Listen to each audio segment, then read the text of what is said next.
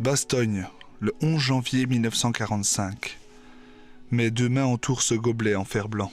Le café bouillant réchauffe à peine mes doigts gelés. La neige est encore tombée ce matin. Je donne un coup de main aux infirmiers américains, je nettoie les places où ont agonisé des GI. Je tente d'aider à tenir l'endroit propre. Un long cri de douleur me cloue sur place. Un jeune soldat vient de s'apercevoir au réveil que ses deux jambes ont été amputées. À deux, nous tentons de le maîtriser. J'encaisse un coup de poing.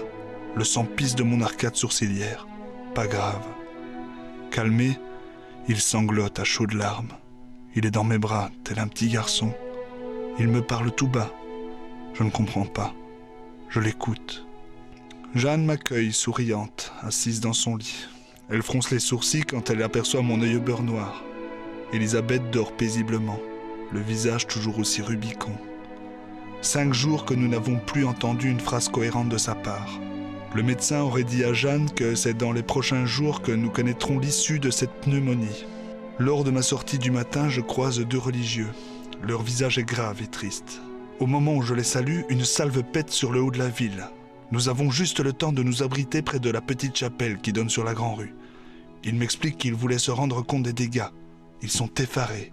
La ville est anéantie, rasée, en miettes. Ils ne peuvent retenir leurs larmes. Ils s'agenouillent devant la chapelle et prient. Cela fait 4 jours que je déambule dans la ville. Et plusieurs fois je croise la route d'un gamin et son chien. À chaque fois je lui adresse un clin d'œil et lui me salue en ôtant sa casquette. On se décide à se causer. J'apprends que ses parents, ensevelis dans leur maison, ont été conduits pour être soignés. Il ne sait pas où. Lui s'est extirpé seul des ruines. Indemne, tout comme son chien, il vit de rapine. Et malgré ses 10 ans, fume déjà comme un grand. Plusieurs fois, j'ai surpris Fernand, tel est son nom, appuyé contre un mur et jouant de la musique à bouche. Son chien, assis à ses pieds, lui sert de public. Je pense tout d'un coup à Charlie Chaplin. Jeanne va de mieux en mieux. C'est en pensant à elle que je redescends la Grand-Rue.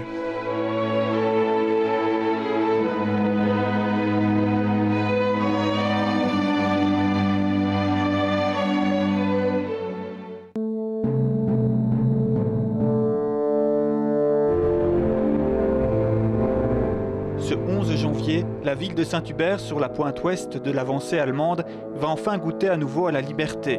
Alfred Otton se souvient que 3 semaines plus tôt, la ville retombait sous les mains allemandes. Le jour avant qu'il arrive, on va aller au Fortin. Le Fortin, c'est où la route prend pour aller au terrain de camping, qui est un petit fortin. Là. On montait sur le Fortin, direction de Bastogne, on voyait les tirs d'artillerie.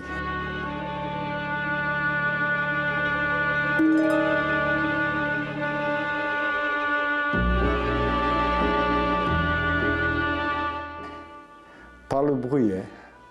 Comme quand il y a un orage dans le lointain, là. Le ciel qui était illuminé. Et le lendemain, on jouait au football sur la place de l'Abbaye. En même temps que Louis montait. Et on a entendu les chenilles descendre à la place du marché, on s'est caché, et on avait passé le temps. Là.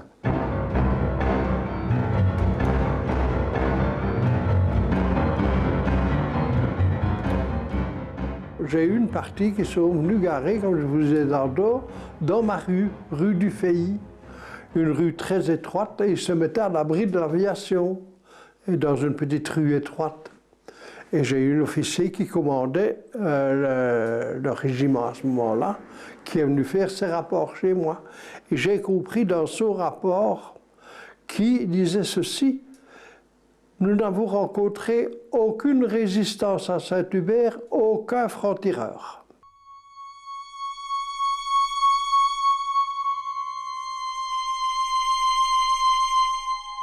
Même si Saint-Hubert a été relativement épargné en comparaison à d'autres localités, les habitants ont connu les tirs d'artillerie et les abris dans les caves. Sur le côté, il y avait un espace assez grand et j'avais été chercher des...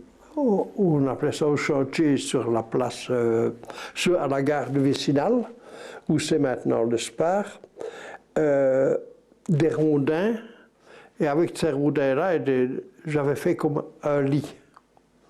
Et puis j'avais mis notre matelas et Peda dessus, les couvertures, et on dormait les trois là, le gamin entre nous autres, qui avait un mois un peu passé, et on dormait.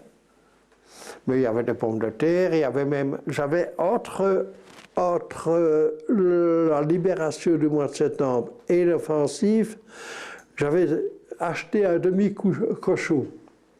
J'avais mis ça dans un tonneau à la cave, salé et tout ça, donc on avait à manger. Un jour, j'en ai eu marre de dormir à la cave, parce qu'on aurait bien passé à l'essoreuse, hein. 12 personnes dans une cave, il fallait dormir avec le parapluie, hein. Ça dégoulinait. Hein. Alors j'ai été dormir à mon lit, et quand je me suis réveillé le matin, j'avais un soldat allemand à côté de moi.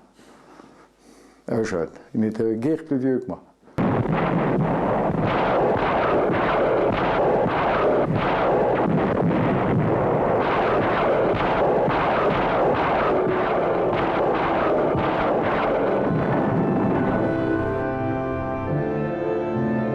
Ma femme me disait toujours, on ne peut mal, Gilbert. Je dis, écoute bien, j'ai fait la guerre.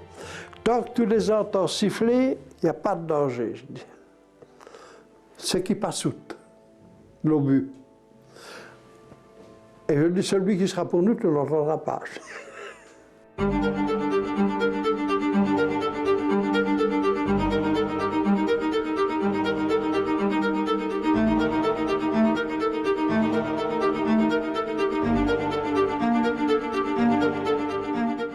Le 11 janvier, les premiers alliés à entrer dans Saint-Hubert sont des SAS français. On ne voyait plus dans le monde, on se dit il va se passer quelque chose, comme à la libération en 1944, à la première libération. Et on parlait avec des autres gamins, 15-16 ans aussi. Puis à un moment donné, il y a 2 Français qui sont arrivés de la rue Redoutée à cheval. Des gros chevaux qu'il avait réquisitionnés à Arville, je crois. Les Français SAS sont rentrés les premiers dans Saint-Hubert. Ils ont fait une vingtaine de prisonniers. Ça se passait vers le 13 janvier. Alors que la 87e division d'infanterie américaine était en passe de rentrer dans Saint-Hubert, mais sous une préparation de tir d'artillerie. Ils sont arrivés le lendemain dans Saint-Hubert, donc après les Français. Ils ont découvert Saint-Hubert qui pavoisait avec des drapeaux belges, malgré tout américains, mais aussi des drapeaux français. Ils ont découvert que les Français SAS, qui avaient établi leur QG dans la rue principale, non loin de l'hôtel de ville de Saint-Hubert, ils avaient reçu les clés de la ville. Et bon, les Américains ont exigé d'avoir les clés, eux, en retour, et les Français, de bonne grâce, se sont exécutés. Ils ont remis les clés de la ville. Donc, un geste symbolique aux Américains.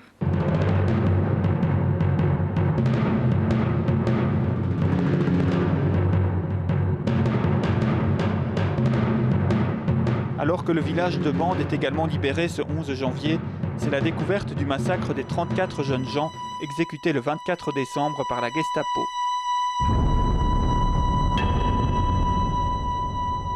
Nous avons été libérés le 11 janvier par des troupes anglaises qui venaient de Bure, qui venaient de cette région-ci. Et c'est le 11 janvier, donc Léon Prey, notre voisin qui s'était évadé, qui avait pu s'évader lors du massacre, a averti son oncle, Armand Pierre, le bourgmestre, le curé, l'abbé Musti, je suppose, et ils sont allés avec les officiers anglais et des soldats anglais découvrir, je dirais, le charnier là-bas dans l'ancienne maison Bertrand.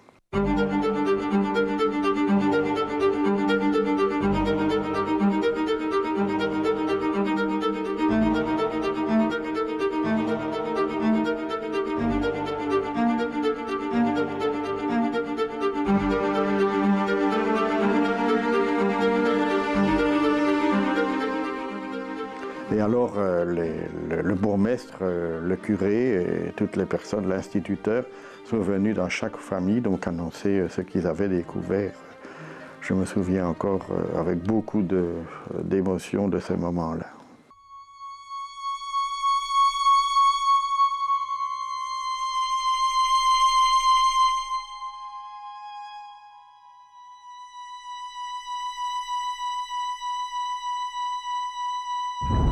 les soldats canadiens, accompagnés de SAS belges, découvrent un spectacle particulièrement horrible.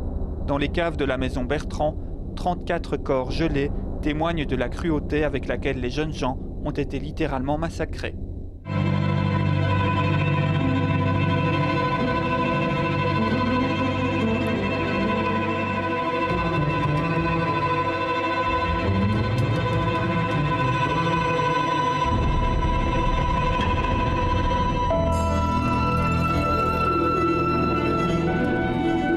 Les Anglais ont pris en charge, alors que ce n'était pas du tout leur mission, mais le général anglais qui commandait la division, des gens qui étaient à bord, a voulu prendre en charge donc l'inhumation des corps, et c'est eux qui ont pris les corps, qui les ont préparés, qui les ont mis dans des cercueils et qui ont conduit tous ces corps lors de la cérémonie des funérailles.